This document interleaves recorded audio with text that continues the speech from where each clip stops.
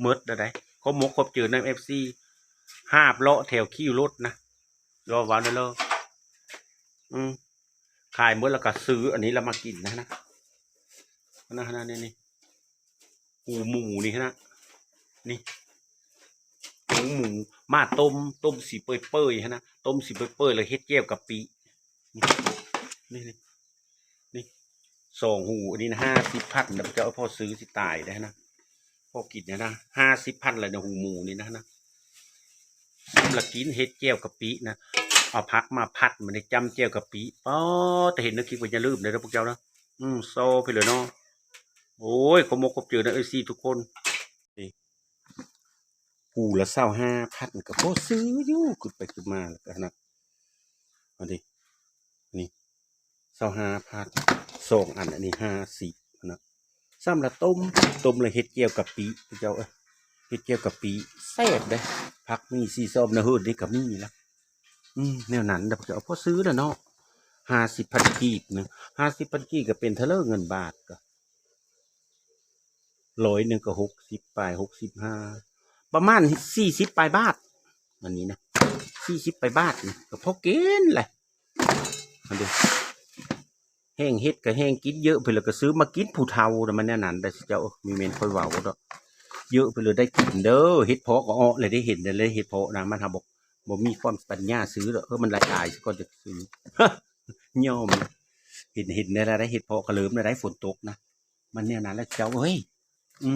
เห็นคลิปก็อย่าลืมกดติดตามกดแชร์กดซับสไครต์กดกระดิ่งให้เด้อพวกเจ้าเด้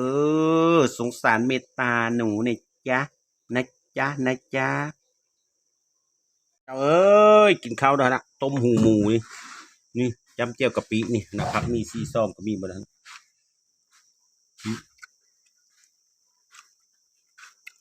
อันนี้เจียวปลาทูปิ้งกับปุ้นไม้ต้มมึงนะเฮ้ยเดี๋ยวนะโอ้เทอ้อหวาน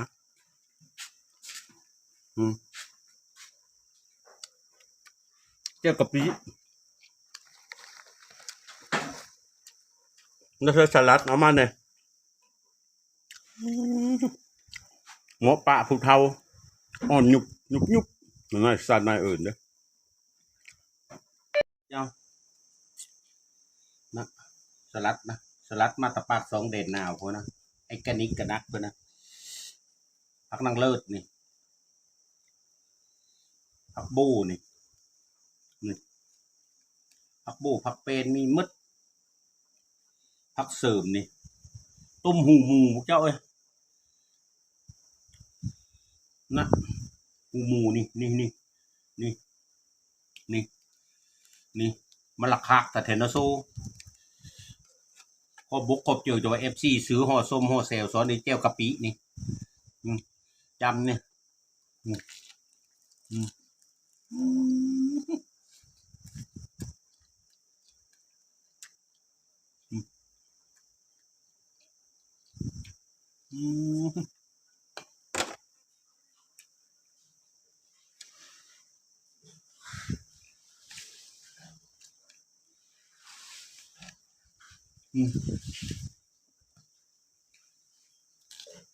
มาต้มเจียวกับพริกทุกอย่าง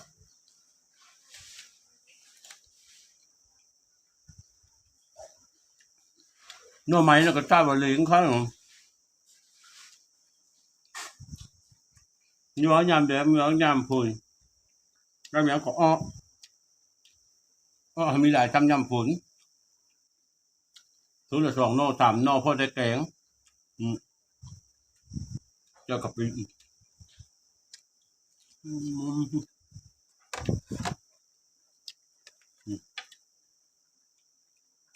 ต้มหู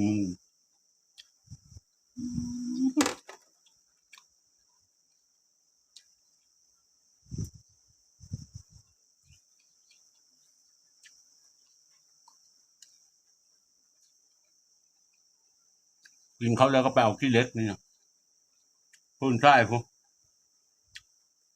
2 ลักไป2 ลบ2 ลักกว่ากิโลมากินน้ำเดือดมาต้มแซ่บเลยล่ะต้มหูหมูต้มจิบเปื่อยจำแจ่วกะปิไม่ต้มกับจำแจ่วกะปิโอ้ยหมอจ่อเสด็จเลยนะโซ่ กับไม่ได้อยู่พุทธซักเคอใครเนี่ยพักบ่อนพักกิเล็กกะ3-4 ลักผู้ว่างไปนะที่วันนั้นเลิศซะนั่นน่ะแต่ตะมันหอนแต่นี่คือเนี่ยอันนี้แหละจะเป็นเอาพักกิเล็กนะโซ่ใช่แน่เลยดี12 โลพ่นทรายเด้อในทางลงจำปาสักบ่เด้อแถววงเว้นกระบองใหญ่บ่เด้อหีไปแล้วอีกไม่ได้ดิเป็นเงินเป็นทองนะสุเอ้ยไปเลยกะ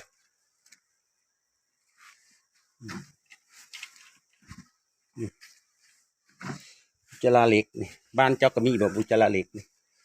เมืองลาวน่ะพี่เด็กก็ไปย่างได้กูมือนี่กินจนมดวิซอแนวเลิศแล้วอิ่มท้องละพ่อกี่เล็กกันกว่า12 โลไปเอามาเดี๋ยวนี้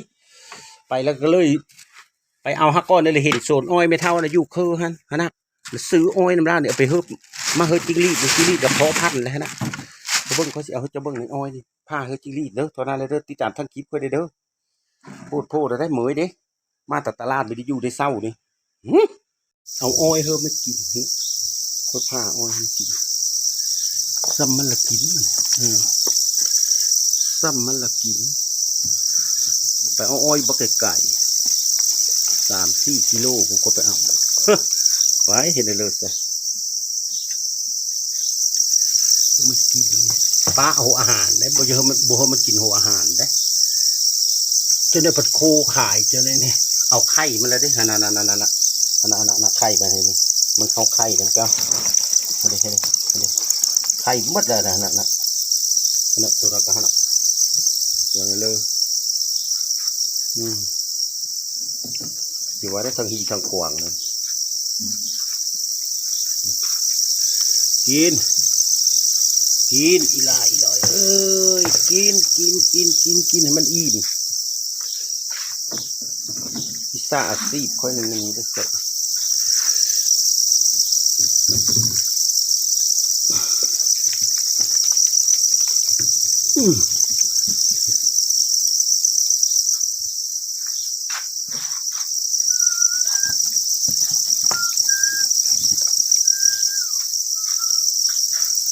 มักแต่ได้เนี่ยกับออยเนี่ย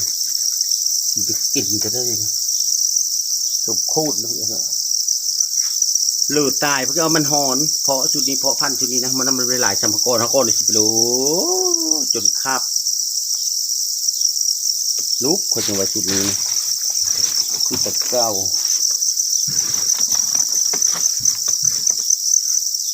โอ้ย